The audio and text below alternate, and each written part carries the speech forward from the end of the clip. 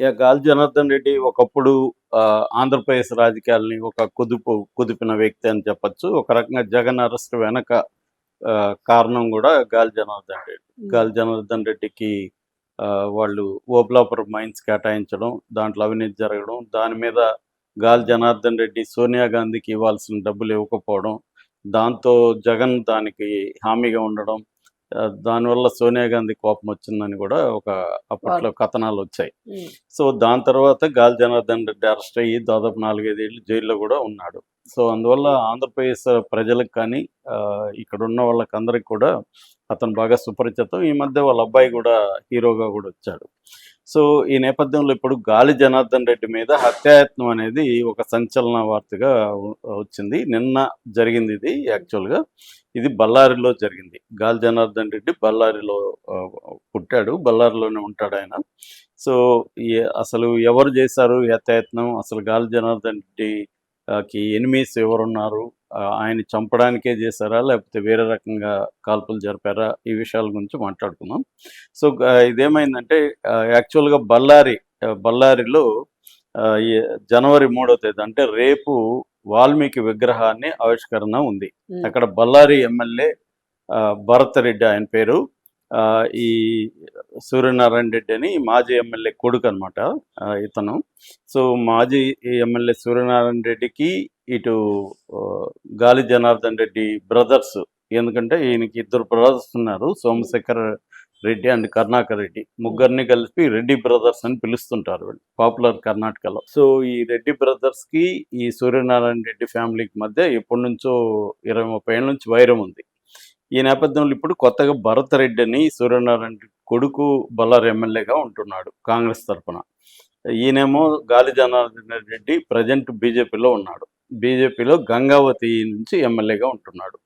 ఇక్కడ ఏమైందంటే ఈ వాల్మీకి విగ్రహం సందర్భంగా మొత్తం వాళ్ళు బ్యానర్లు కట్టడం, ఫ్లెక్సీలు కట్టడం చేస్తున్నారు కాంగ్రెస్ కార్యకర్తలు.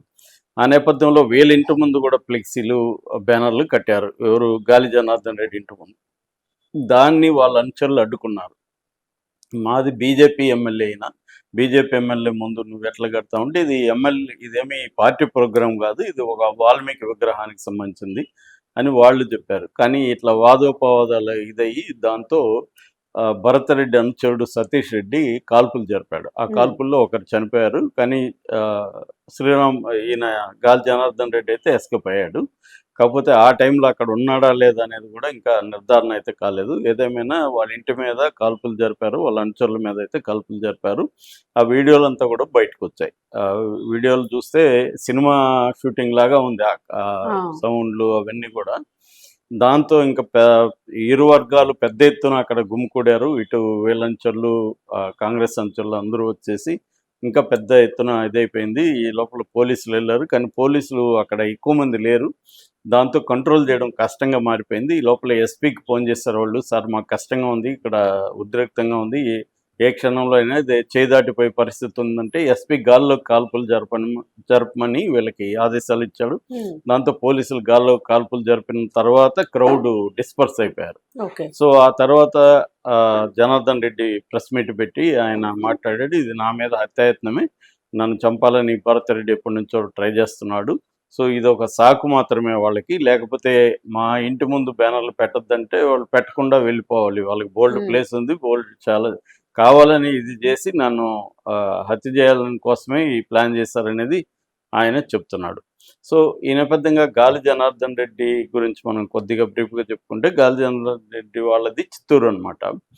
అక్కడ నుంచి బళ్ళారికి వెళ్ళి అక్కడ సెటిల్ అయ్యారు. ఆయన 2 రకాలుగా చెప్పుకోవచ్చు. ఒకటి, ఆయన బిజినెస్ మ్యాన్, 2 పొలిటీషియన్.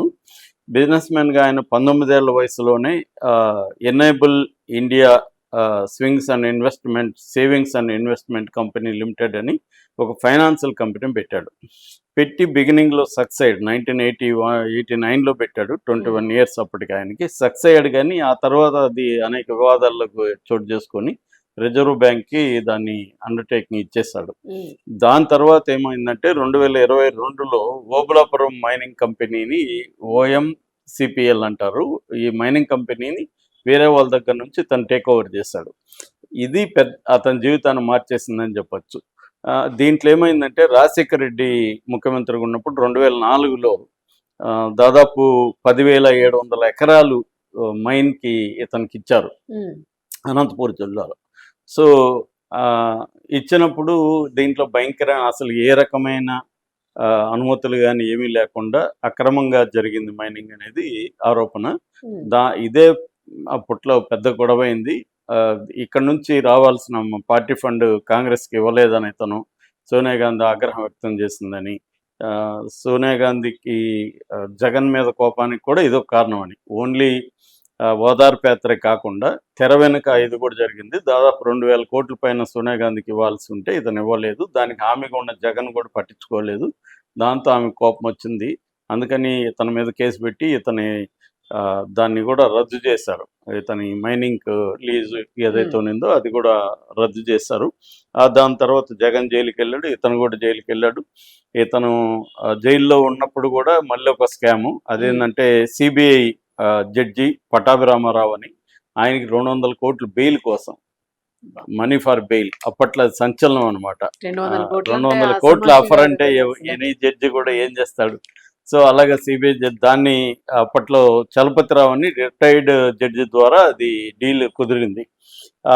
అది బయటకు వచ్చేసింది. బయటకు వచ్చేసి జడ్జిని సస్పెండ్ చేశారు, ఇతన్ని మీద కూడా కేసు పెట్టారు మళ్ళీ. సో అలాగా మొత్తానికి జైల్లో ఉండి తర్వాత 2015లో ఆయన బెయిల్ మీద బయటకు వచ్చాడు. అదొక వివాదం. దాని తర్వాత ఇంకొక సంచలనం ఏంటంటే వాళ్ళ కూతురు పెళ్లి. వాళ్ళకు బ్రాహ్మణి అని వాళ్ళ కూతురు ప్యాలెస్ గ్రౌండ్స్ అంటారు బెంగళూరులో, అక్కడ 500 కోట్లు ఖర్చు పెట్టాడు. అప్పట్లో అది బాగా సంచలనం క్రియేట్ అయింది. సో ఈయనకేందంటే బేసిక్గా ఈయన గోల్డ్ మ్యాన్ అని కూడా పిలుస్తూ ఉంటారు. సింహాసనం దగ్గర నుంచి అన్ని కూడా గోల్డ్తో చేసి గోల్డ్ వేసుకోవడం. ఈయనకి గోల్డ్ మైన్స్ కూడా ఉన్నాయి. సౌత్ ఆఫ్రికాలో గోల్డ్ మైన్ ఉంది, తర్వాత టాంజానియాలో ఉంది, తర్వాత టర్కీలో కూడా ఈయనకి గ్రానైట్ బిజినెస్ అవన్నీ కూడా ఉన్నాయన్నమాట. సో ఆఫ్రికా కావచ్చు, ఇటు ఇది కావచ్చు. అట్లాగే పొలిటికల్గా కూడా ఈయన మినిస్టర్గా పనిచేశాడు. అట్లాగే కాంగ్రెస్ ఎమ్మెల్యేలని ఎంపీలని కొని బీజేపీలోకి తీసుకురావడంలో కూడా ఈయన ప్రధాన పాత్ర అంటారు అప్పట్లో.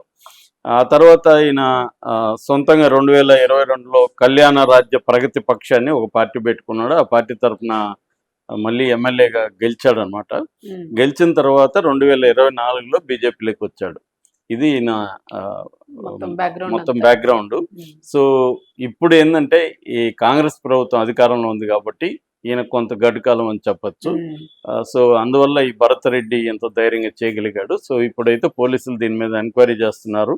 మొత్తం సీసీటీవీ ఫుటేజ్లు ఇవన్నీ కూడా తీసుకొని పరిశీలిస్తున్నారు. అంటే భరత్ రెడ్డి ఆదేశిస్తేనే వాళ్ళ అసిస్టెంట్ సతీష్ రెడ్డి చేశాడు అనేది ఆరోపణ ఉంది. సో దీంట్లో అయితే ఒక వ్యక్తి చనిపోయాడు, చాలా మంది గాయపడ్డారు.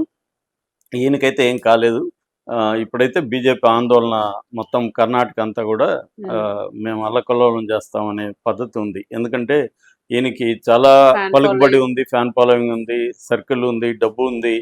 కాబట్టి ఖచ్చితంగా అటువంటి వ్యక్తి మీద హత్యాయత్నం అనేది సాధారణమైన విషయం కాదు. కాకపోతే కాంగ్రెస్ అధికారంలో ఉంది కాబట్టి భరత్ రెడ్డికి కూడా ఇంత ధైర్యం వచ్చిందని చెప్తున్నారు. సో ఏం జరుగుతుందనేది చూడాలి. సార్ మరి సెక్యూరిటీ వైజ్ ఇంత సెక్యూరిటీ సరిపోదు. అంటే ఎమ్మెల్యే కదా, ఆయనకి ఎంత ఉంటారు, 2 గన్మెన్లు ఉంటారు. సో వాళ్ళు పర్సనల్ పెట్టుకుంటారు, కానీ ఇది క్రౌడ్ ఎక్కువైపోయింది. వాళ్ళు ఊహించలేదు. మామూలుగా ఇది ఫ్లెక్సీ వివాదం అనుకున్నారు, సింపుల్ గా తీసుకున్నారు, ప్లాన్ వేరే ఉంది. అది పెద్ద స్థాయిలోకి వెళ్ళిపోయింది అన్నమాట.